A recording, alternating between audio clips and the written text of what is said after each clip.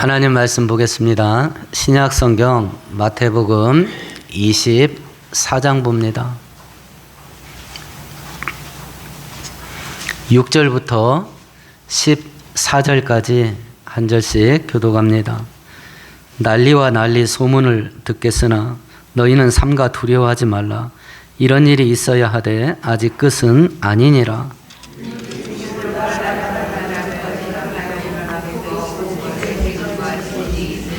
이 모든 것은 재난의 시작이라.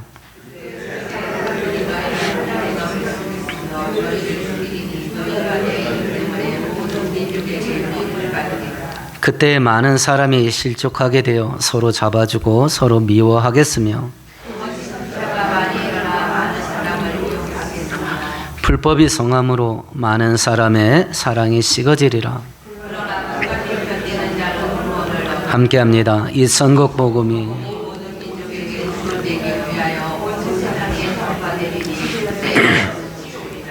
아멘, 아멘. 예수님께서 이 땅의 사역을 마치시고 십자가에 못 박혀 돌아가시기 위해서 예루살렘 성에 들어가십니다. 6월절 날 십자가에서 못 박히시기 전까지 대략 일주일가량을 예루살렘에 머무시는데 그 일주일 기간 동안에 가장 중요하고 가장 핵심적인 내용들을 가르치는 일에 소비하셨을 겁니다. 예수께서 신분이 무엇인가 라고 하는 것을 선포하셔요. 예수님은 온 우주를 다스리는 만왕의 왕입니다. 예수님은 성전의 주인이신 하나님이셔요. 그리고 재림과 부활이 반드시 일어나게 될 실제적인 사건이라는 것을 언급하시고 죽은 종교 생활을 하게 되면 망할 수밖에 없다는 경고와 책망을 23장 전체에 걸쳐서 교훈하셨어요. 이제 예수님께서는 마귀와 죄된 세상을 심판하고 성도의 구원을 완성하시기 위해서 다시 오실 겁니다. 그런데 언제 올지 정확한 날짜를 아무도 모릅니다. 이런 와중 속에 진짜 성도는 예수님의 재림을 급작스럽게 맞이하지 않을 거다. 왜냐하면 아버지 되신 하나님께서 성도들에게는 미리 준비할 수 있게 재림의 빨간 신호등, 빨간 경고등을 깜빡깜빡 비춰주신다. 그 재림 직전에 있을 징조들이 대체 뭐냐? 그것을 설명한 것이 24장입니다. 우리가 생각하는 것보다 예수님의 재림이 빨리 오실 수도 있다는 걸, 재림의 징조가 어떤 것들이냐 하는 것들을 살펴보면서 우리가 다시 한번 깨닫게 되고 주님 다시 오심을 늘 준비하면서 사는 깨어있는 성도들 되시기를 축원드립니다. 오늘 본문 속에서 주시는 재림 직전에 있을 징조가 뭐냐? 6절과 7절을 같이 읽어봅니다. 난리와 난리 소문을 듣겠으나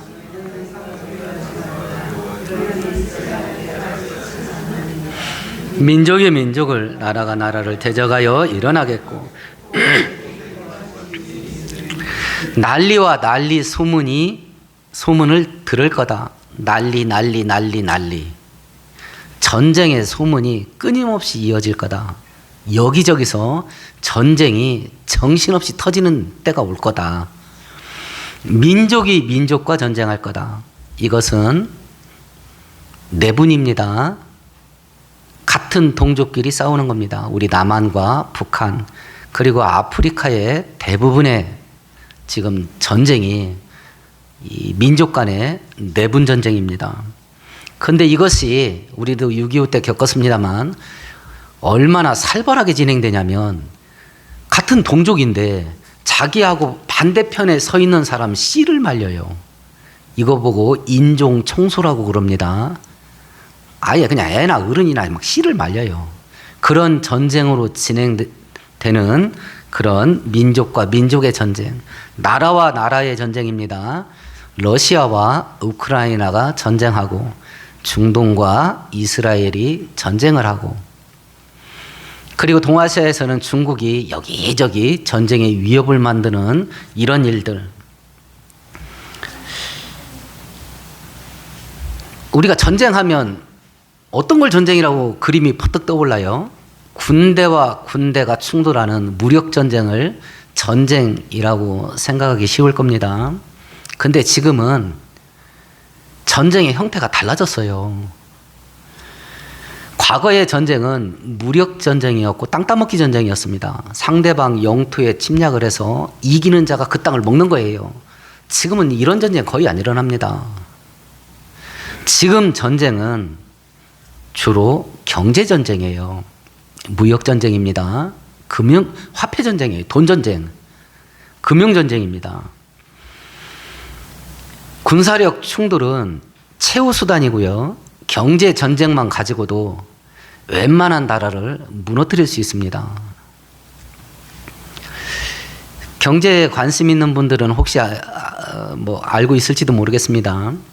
미국은 자기 나라 미국의 GDP의 40% 이상 치고 올라가는 자기들을 따라오는 나라가 있으면 거의 대부분 경제전쟁을 통해서 무너뜨렸어요.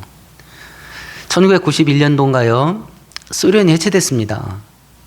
아니 누가 핵폭탄 터친 것도 아니고 어떤 나라가 군사를 끌고 들어가서 멸망시킨 것도 아닌데 지들끼리 해체됐어요. 이유가 뭔 것 같아요?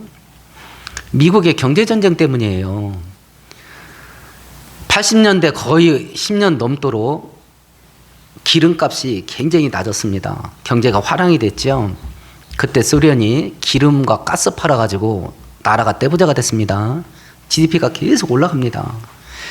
그때 미국이 두 가지 전쟁을 은밀하게 진행한 거예요. 첫 번째는 군비전쟁입니다. 비싼 무기 계속 미국이 만들어내. 그러면 소련은 계속 따라가야 돼. 그러니까 그렇게 번 돈을 군사력 증강하는데 계속 쓰는 겁니다. 소련이 무역하던 나라가 많지가 않아요. 대부분 어디에 집중되어 있었냐면 남미 국가가 소련과 무역을 했습니다. 미국이 이자율을 팍 올려버린 거예요. 그러니까 달러 갖고 있는 사람들이 미국 은행에다가 저금하는 겁니다. 이자율을 많이 주니까. 남미의 달러가 싹 사라져버린 거예요. 우리나라 IMF 겪듯이. 그래서 남미에 있는 나라들이 전부 다 만세 불렀습니다. 그 후유증이 지금도 있잖아요. 아직도 못 벗어났어요. 그러니까 소련이 경제가 마비돼 버린 거예요. 그러니까 미국이 공격하지도 않았는데 자기들이 그냥 해체돼 버린 겁니다. 또 한 국가가 우리가 알고 있는 일본이에요. 일본이 미국 산다고 그랬습니다. 1980년대 말 90년대 초에 세계 제조업을 다 먹었잖아요. 일본이. 10대 글로벌 기업 가운데 8개가 일본 기업이었습니다. 아시는 분이 있을 겁니다. 플라자합이라고 일본의 환율을 2배로 띄었어요. 거의 8%. 그러니까 일본이 물건 만들어서 파는데 물건값이 2배야. 이거 누가 사 그걸? 잃어버린 30년 그 경제 폭망당한 것이 미국의 경제 전쟁 때문에 그래요. 지금 미국과 중들이 막 충돌합니다. 그 핵심이 뭐예요? 무력 전쟁 아닙니다.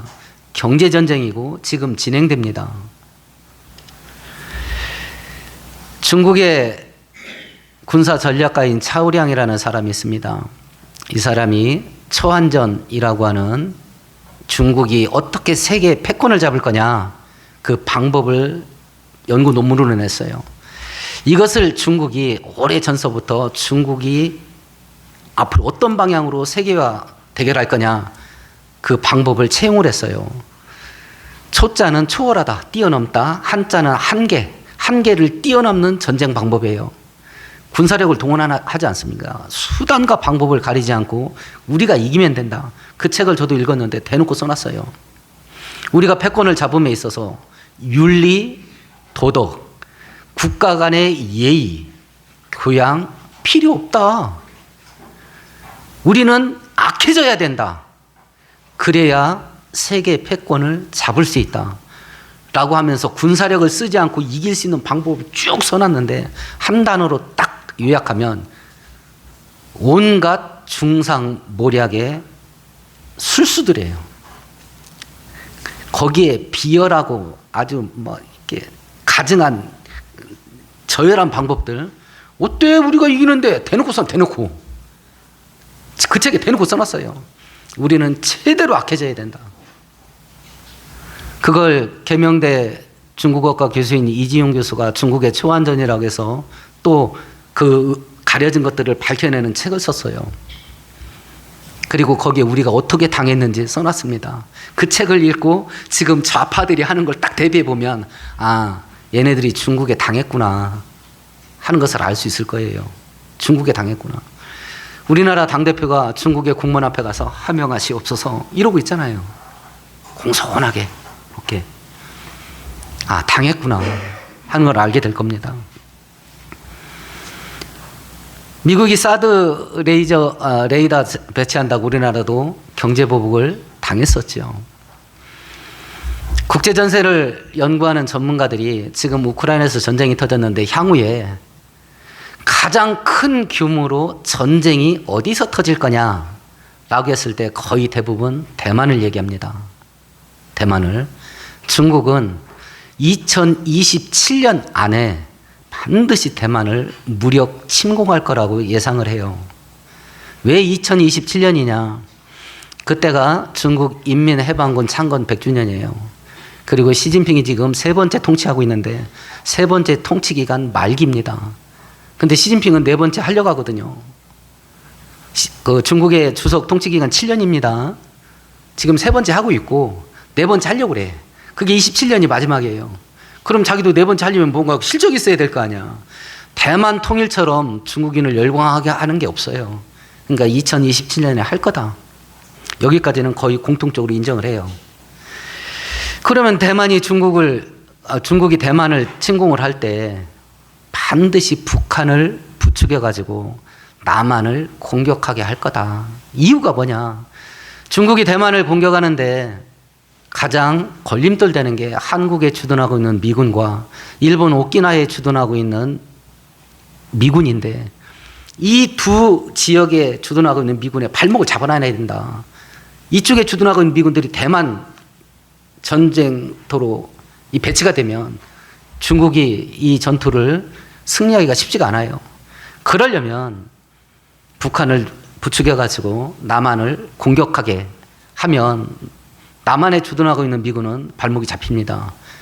그리고 남한 공격 다음에는 북한의 공격 목표는 일본이거든요. 그러니까 일본도 대만 전쟁에 참전할 수가 없어요.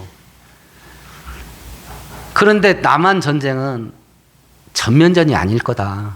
그냥 툭 치는 식으로 연평도 공격하듯이 그 정도일 그런 툭 치는 국지전이 될 건데 규모는 더 클 거다. 규모는 서울 북부 지역, 문산이나 일산 지역 혹은 강원도 북부 지역, 철원 쪽에 조금 더 규모가 큰 그런 무력 도발을 하게 될 거다. 근데 중국 전문가 중에 한 분이 이철 박사라는 분이 이때 우리 남한이 살아남는 방법을 이미 시작된 전쟁이라는 책에서 이야기를 하는데 제가 그걸 읽고 기가 막혔습니다. 야, 이거 신박하다, 이거. 북한이 중국의 부추김을 받아서, 북한은 반드시 부추김을 받으면 우리 남한 공격할 겁니다. 지금 빼도 박도 못하고 어떻게 하지도 못하잖아요. 우리가 무한대로 지원해 줄게 이러면 북한은 땡큐죠. 거기다가 이 전쟁에 성공까지 한다. 그러면 북한은 꽃놀이패 받은 거예요. 그러니까 북한은 한다, 이거. 한다. 북한이 우리 남한을 툭 한번 칠 때 남한은 전면전을 일으켜가지고 북한을 치고 올라가야 된답니다. 그래서 전쟁터를 대만으로 만들면 안 된대. 그럼 한국군이 그리 가야 된대. 우리는 동맹을 맺었기 때문에. 전쟁터를 한국으로 만들어야 되는데. 엄밀하게 말하면 북한이죠. 먼저 한 대 맞았으니까 완전히 치고 올라가도 정당방위야. 순식간에 두만강, 압록강까지 올라가가지고 중국하고 쇼부를 쳐야 된답니다. 우리는 미국이나 중국이나 어떤 편도 영구히 서지 않는다. 우리는 중립 지킬게. 이렇게 쇼부를 쳐야 된대. 그래야 우리가 대만으로 빨려 들어가지 않는답니다. 근데 굉장히 탁월한 해안이더라고, 지혜더라고. 만일 북한을 우리가 먼저 치고 들어가지 않으면 남한은 반드시 대만 전쟁에 빨려 들어갈 수밖에 없고, 그러면 심지어는 중국의 핵폭탄 공격을 받을 수밖에 없게 되는, 그렇게 된다는 겁니다. 여기는 이철 박사 얘기고, 중국이 대만을 반드시 공격한다. 그리고 남한과 일본 군대는 중국 대만 전쟁에 반드시 참전하게 된다. 여기까지는 국제 정세를 연구하는 전문가들이 거의 대부분 동의합니다. 제가 이 이야기를 왜 이렇게 길게 하냐. 마지막 징조 중에 하나가 끊임없이 터지는 전쟁 소식이고, 지금 전쟁의 먹구름이 우리 한반도로 몰려오고 있어요. 지금 전 세계 군사 전문가들이 야, 니네 5년 안에 전쟁 터질 수 있어. 우리한테 그러고 있다고 지금. 5년 안에. 러시아 우크라이나 전쟁 다음으로 가장 큰 규모의 전쟁이 터질 위험이 가장 큰 지역이 대만과 남한이에요. 그걸 외국 전문가들은 다 얘기합니다. 우리들이 아무 생각 없이 살아서 그렇지. 야, 그럼 5년 안에 전쟁 터진다고 하면 맨날 먹고 마시고 놀자. 이렇게 살으라는 이야기가 아닙니다. 열심히 일하시고 돈 많이 버세요. 그리고 할 수만 있다면 그 재테크라 그러죠.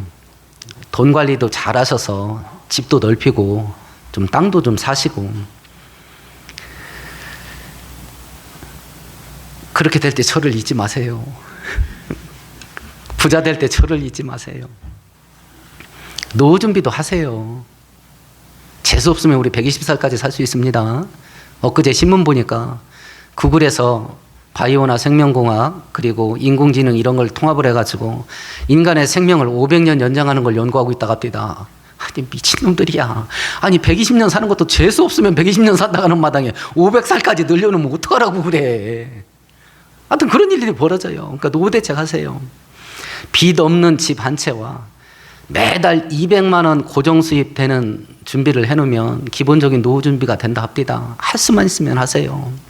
그런데 만일 하나님이 살아있다고 한다면 이 세상의 흐름은 하나님이 말씀하신 방향으로 흘러가게 될 것이고, 예수님은 반드시 이 땅에 올 건데 그 징조 중에 하나가 전쟁이고, 우리나라는 그 전쟁이 터질 확률이 굉장히 높은 곳에 내가 살고 있다고 한다면 적어도 예수님이 재림하실 때 부활에 참여할 만큼은 살고 있어야 되지 않냐. 그 얘기입니다 지금. 반드시 재림이 있을 거라고 한다면 돈 벌어라. 그리고 사업도 늘리고 노후 대책도 해라. 근데 나 살아있을 때 오실 수도 있으니까 주님 다시 오실 때 부활에 참여할 만큼은 살아야 될 거 아니냐. 그걸 지금 성경이 얘기하는 겁니다. 그것은 그 징조 중에 하나가 전쟁인데, 우리는 전쟁이, 그것도 대규모 전쟁이 터질 위험이 굉장히 높은 지역에 우리가 지금 살고 있다. 한반도에. 이런 징조들을 바라보면서 우리가 오늘 하루라는 이 날을 힘써 살지만 주님 오실 징조들이 내 주변에서 어떤 형태로 보여지고 있는가 하는 것도 돌아보면서 사는 저와 여러분 되시기를 축원드리겠습니다. 이제 주님 다시 오실 징조, 두 번째 징조가 뭐냐면 7절을 같이 읽어보십시다.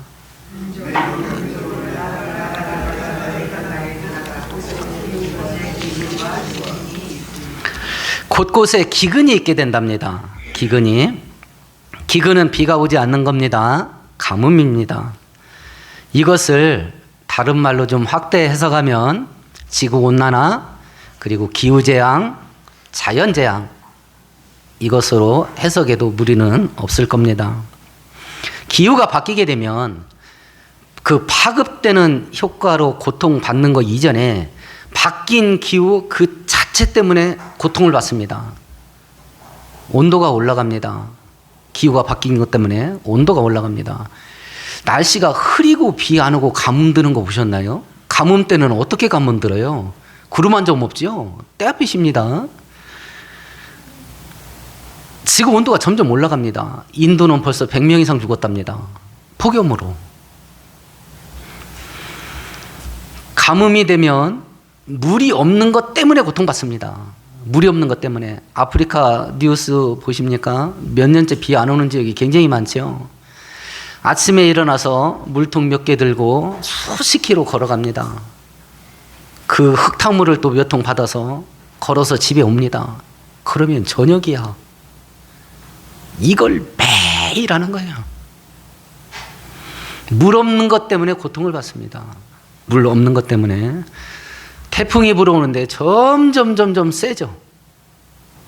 점점 세죠.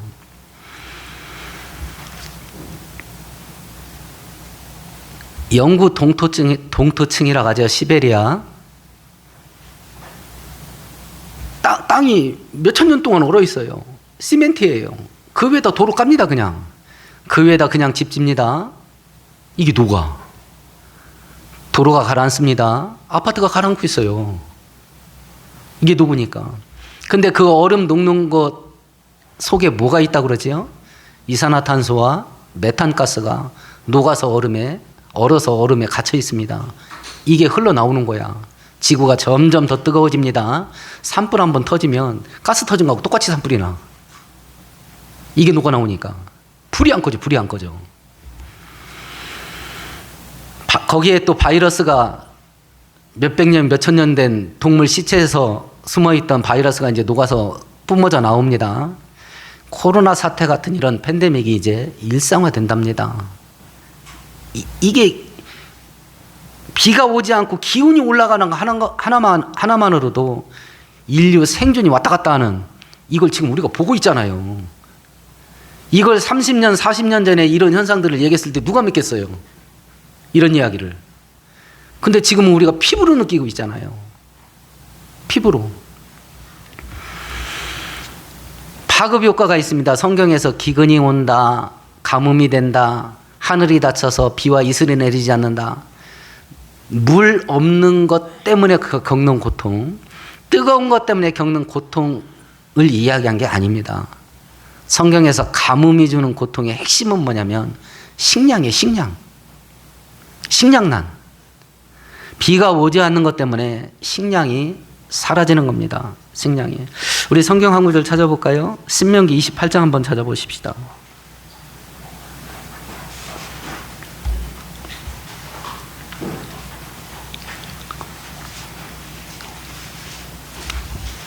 에어컨 좀 해주실래요? 54절, 55절, 304페이지입니다. 구약성경. 신명기 28장 54절, 55절 같이 읽습니다. 너희 중에 온유하고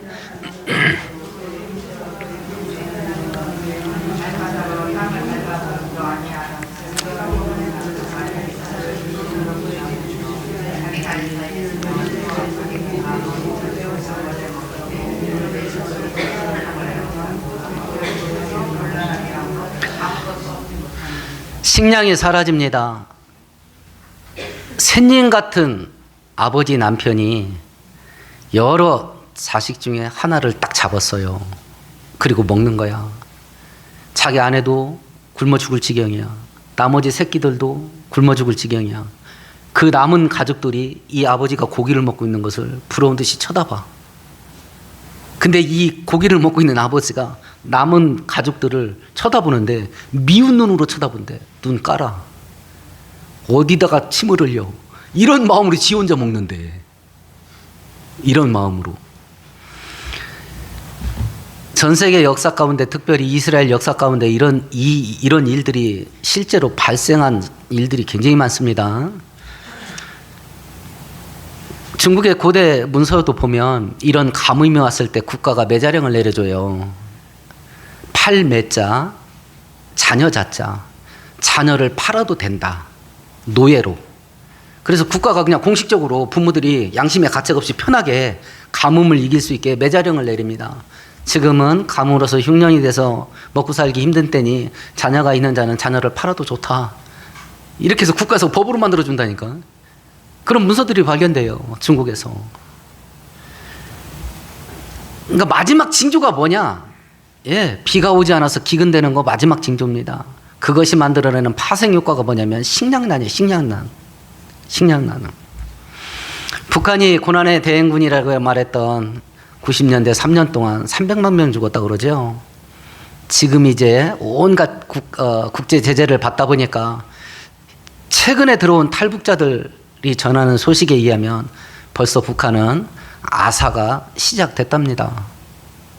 아사가 뭐예요? 굶어 죽는 거죠. 시작됐답니다, 북한은. 이 굶주림이 전 세계적인 현상이 돼요. 근데 참 신기한 것은요, 저도 이 설교 준비하면서 이런저런 그 뉴스 통계자료 이런 거 살펴보다가 우리나라도 이 기후 때문에 농사가 망쳐질 위험이 있었어요, 없었어요? 우리도 많았습니다. 우선 당장 올 봄이었잖아요. 전라도 지역에 비 하나 가지고 중내산에 이랬잖아요. 근데 한국은 벌써 수십 년째 풍년이야. 그 위기가 있는데 한국은 계속 풍년이야. 정부에서 쌀을 사서 보관을 합니다. 비상식량으로. 지금 이게 넘쳐나. 창고 이용료만 연간 7천억이 넘는답니다. 그리고 더 이상 쌓을 곳이 없어. 근데 농부들은 계속 쌀을 생산하니까 또 사줘야 돼. 거기다 민주당은 전체 다 사라가, 다 사는 법을 만들기도 하고. 일부만 북한에다 넘겨줘도 북한에 굶어 죽는 사람 안 일어납니다. 이게 현실이에요. 이게. 야, 똑같은 대한민국인데 똑같이 기후에 위협이 있었는데 남한은 계속 풍년이고 어떻게 북한은 계속 흉년이냐. 신기하지 않아요? 38선 바로 밑에 철원평야 아시죠? 빈동선에 있는 거. 해마다 풍년이야. 근데 거기 2km만 넘어가면 거기는 해마다 흉년이야. 신기하지 않아요? 저희 어렸을 때 교회 가면 이제 기도할 때 통성기도 하잖아요. 그러면 의뢰의 목사님이 나라 민족을 위해서 기도합시다 이럽니다. 그럼 중학생이 뭘 알아? 중학생이 나라 민족이 뭔지 뭘 알아? 근데 막 나라 민족을 위해서 기도했다니까는요. 그 애들도. 은혜가 지켜주지 않으면 이런 일이 어떻게 생기겠나. 저는 하나님의 은혜라고 봐요. 은혜라고. 그나마 세속화되어 가지만 그 오랜 세월 동안 나라 민족을 위해서 기도에 적금 부어놓은 걸 지금 연금 타먹듯이 나만이 타먹고 있는 것 같다라는 생각을 하는 것이요. 그러지 않고서야 이런 신기한 일이 벌어질 수 있나. 3%를 경계로 해가지고. 우리가 그런 기후적인 위협이 없었던 것도 아니에요. 있었다고. 그런데 이상하게 추수 끝나면 풍년이야. 민통선 2km 위쪽으로 올라가면 희한하게 해마다 흉년이야. 이런 일이 왜 벌어지는가. 이런 일이. 굶어 죽는 거 지금 남나라 얘기 아닙니다. 바로 북한에서 시작된 거예요. 이미 몇 년 전에 300만 명이 굶어 죽었고 이것이 마지막 징조다. 이런 일들이. 유엔 밑에 여러 산하기구가 있는데 유엔 식량농업기구라는 기구가 있어요. 이 식량 문제 그리고 굶주림 문제 이거 관리하는 기관인데 여기에서 발표한 통계를 보니까 지금 전체 인구 가운데 6분의 1 정도가 밥 세 끼를 못 먹고 있답니다. 6분의 1이. 혹시 밥맛 없을 때 밥그릇에 밥을 남겨도 될 만큼 여분의 쌀이 집에 있나요? 지금 가지고 있는 옷을 세탁했을 때 갈아입을 여분의 옷이 옷장에 걸려 있나요? 옷장에 옷이 막 빽빽해. 외출을 하려고 문을 열었습니다. 우리가 늘 하는 말이 있어요. 입을 옷이 없네. 뭐 옷장에 옷이 빽빽해. 근데 딱 열고 입을 옷이 없네. 여러분 케이블 TV 보시나요? 웬만하면 방송이 10개가 100개가 넘을 겁니다. 계속 들어. 볼 게 없네. 이런 데서 삽니다. 우리나라 대학생들이 취업을 하면 평균 연봉이 2,500에서 3,000 받습니다. 초봉을. 제가 어떤 그 연구 자료를 보다가 전 세계 월급 통계 낸 걸 봤어요. 월급 3천만 원, 연봉 3천만 원 받으면 전 세계 인구를 쭉 일렬로 나래비 세웠을 때 몇 등 안에 들 것 같습니까? 연봉 3천만 원 받아. 그러니까 대학생이 취업하면 초봉이야. 연봉 3천만 원 받으면 전 세계 평균을 낼 때 몇 등 안에 들 것 같아요? 몇 등? 0.9%예요. 9등입니다. 9등. 대학생이 취업을 해서 초봉 딸랑 받잖아요. 우리는 이게 딸랑 2,500, 딸랑 3,000. 알바를 뛰느니 그런데 안 가려고 하는 애들도 있더라고. 근데 그 돈 받으면 전 세계 80억을 일렬로 딱 세웠을 때 9등은 9등. 우리나라가 얼마나 잘 사는지 우리만 몰라. 우리나라가 얼마나 잘 사는지, 내가 지금 얼마나 널널하게 사는지 나만 몰라. 나만 몰라. 늘 삼성 이재용하고 비교해. 늘. 어제도 설교 준비하면서 탈북자 또 프로그램 하나 딱 봤지 않습니까? 마음을 낮은 곳에 두려고.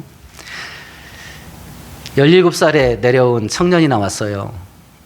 자기가 탈북을 하고 한국에 들어와서 고등학교에 이제 입학을 했답니다. 이제 고등학교 들어간 거예요. 처음 그 학교 가가지고 자기가 기절할 뻔한 게 어디서 기절할 뻔했냐면 식당에서 기절할 뻔했대. 그 배식판 위에 있는 식사 보고. 자기 2번 먹었대요. 근데 자기 친구들 다 남겨서 쓰레기통에 버리더래. 자기는 반찬 하나까지 한 번도 안 남겼대. 그래서 그 배식하는 아줌마들이 잔밥 안 남기는 애로 얼마나 자기를 칭찬했는지 모른대. 아니 어떻게 음식을 버리냐는 거야.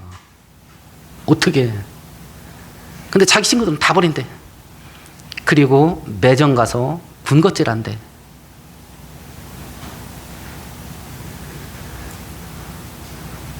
전 세계는 이 아사, 굶어 죽는 먹구름이 막 밀려오고 있는데 우리는 우리가 얼마나 잘 살고 있는지 몰라. 심지어는 민통선에서 2km만 올라가도 굶어 죽고 있는데 우리는 얼마나 잘 사는지 몰라. 그 징조가 이렇게 선명하고 이렇게 큰 사고로 덩어리로 보이고 있는데 우리만 몰라. 우리만 몰라. 그러면 이 재림은 반드시 있을 것이고, 재림 있기 전에 하나님이 빨간 신호등을 보여주신다 하는데, 그럼 이 징조들을 대체 어떤 사람이 볼 수 있을까? 딱 떠오르는 게 예언 은사 있는 자요, 앞날을 내다보는 투시 은사 받은 자요, 신령한 자요, 하나님의 음성을 듣는 자요. 이런 게 딱 떠오를지 모르겠습니다. 그러면 이 재림의 징조를 어떤 사람들이 볼 수 있을까요? 이미 살펴보았습니다만 마태복음 16장으로 한번 가보십시다. 어떤 사람들이 이 재림의 징조를 보는지 한번 보십시다. 마태복음 16장입니다.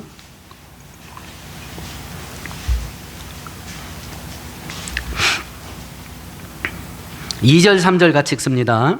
예수께서 대답하여 이르시되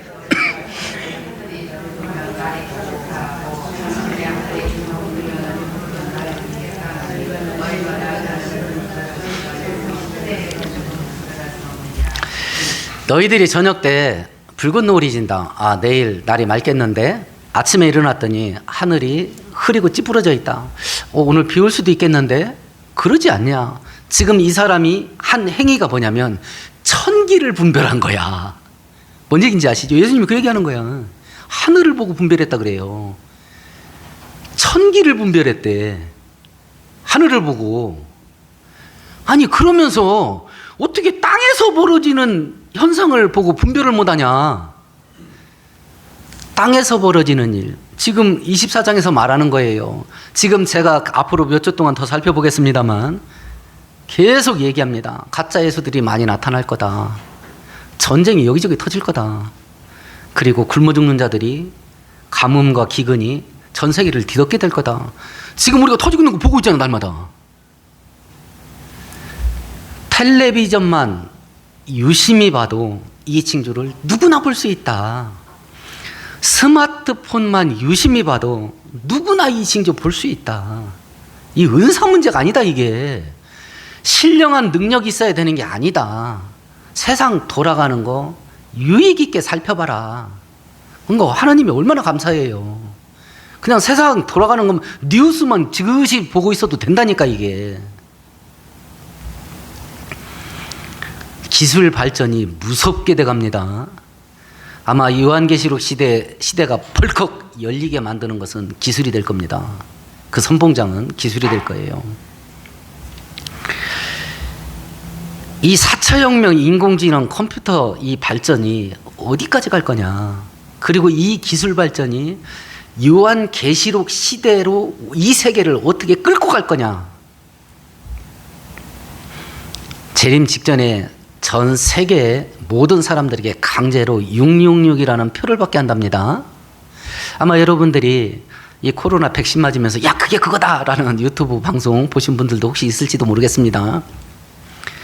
어찌됐든지 사단의 하수인인 이 악한 자가 전 세계 사람들에게 강제로 666이라는 표를 받게 할 겁니다. 이 표는 신분증 역할도 하게 될 것이고 매매를 못하게 한다라고 하는 거 보니까 신용카드 역할도 하는 것 같습니다. 또 감시 역할도 하겠죠. 통제하고 억압하는 기능을 하게 될 겁니다. 이런 기능들을 하는 뭔가 몸에 삽입되는 거, 반도체 칩일 확률이 굉장히 높습니다. 굉장히 높습니다. 그런데 저번 달에 테슬라 회장인 일론 머스크가 자회사 하나 갖고 있는데 이 인공지능 그리고 이 바이오와 연관된 걸 연구하는 연구소예요. 인간의 뇌에 칩을 이식 수술하는 실험하도록 허용받았습니다. 생체 실험이 허용된 거예요. 근데 주로 사지마비된 신경이 어떻게 잘못돼가지고 사지마비된 자, 신경이 끊겨가지고 시력이 마비된 자, 이런 환자들 치유하는 용도로 일단 생체 실험을 시작을 하는 겁니다. 그게 맥히면 다음 단계는 뭐야? 그럼 전 세계를 누가 지배하는가? 그 칩 기술 갖고 있는 사람이 지배하는 거예요.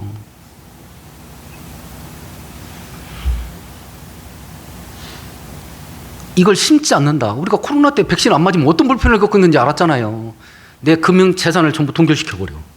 매매를 못하게 한다니까. 그러면 내 돈 가지고 물건을 살 수 없어서 굶어 죽어야 돼. 내 집인데 못 팔아. 내 돈이 은행에 있는데 못 찾아. 근데 나는 징조를 알고 있어서 야 이게 이 재림 직전에 있을 그 일인깁이다 라고 했는데 자식끼리가 굶어 죽어가. 나는 부모야.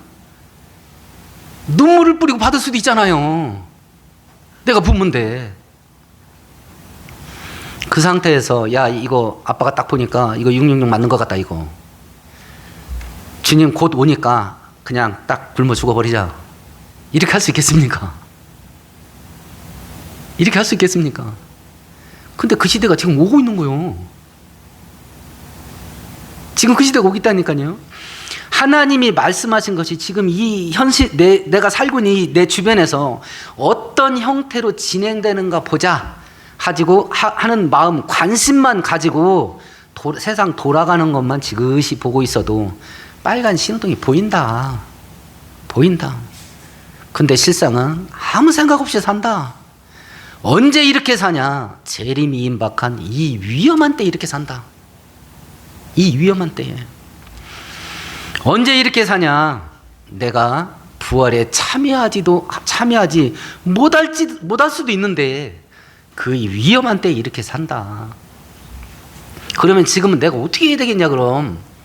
성경 한 구절 찾고 마칩시다. 로마서 13장입니다.